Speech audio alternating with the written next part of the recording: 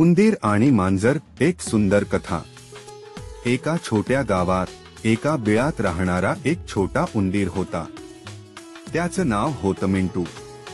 मिंटूला आपल्या बिळात राहायला खूप आवडत असे। तो नेहमी आपल्या आईबरोबर खेळत असे आणि त्याच्या आईने त्याला खूप प्रेम दिलं होतं।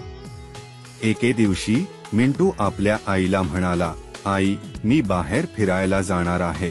त्याची आई म्हणाली, मिंटू, बाहेर खूप धोके आहे, तू काळजी घे। पण मिंटू ऐकला नाही आणि तो बाहेर गेला। बाहेरच्या जगात मिंटूला खूप नवीन गोष्टी दिसल्या। त्याने पाहिलं की एक मोठी मांजर त्याच्या मागे येत आहे। ती मांजर खूप लबाड होती आणि तिला उंदीर खायला खूप आवडत होते। मिंटू खूप घाबरून गेला आणि तो पळू लागला।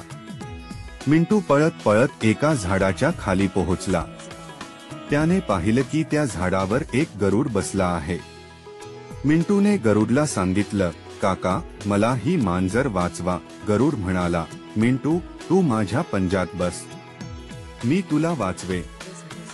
मिंटू गरुडच्या पंजात बसला आणि गरुड उडू लागला। मांजर खाली उभी राहून गरुड आणि मिंटूला पाहत राहिली। तिला काहीच करण्याचा मार्ग सापडला नाही। गरुडने मिंटूला त्याच्या बिळात सुखरूप पोहोचवलं।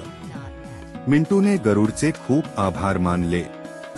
त्यानंतर मिंटू आणि गरुड खूप चांगले मित्र झाले। मिंटू कधीही बाहेर जाताना गरुड बरोबर जात असे आणि गरुड त्याला सुरक्षित राखत असे। ही कथा आपल्याला शिकवते की जीवनात कधी कधी आपल्याला मदतीला लागेल आणि त्यासाठी आपल्याला इतरांवर अवलंबून राहावं लागेल।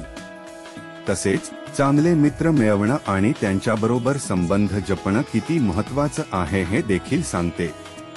मिंटू आणि गरुडची मैत्री खूप दिवस टिकली।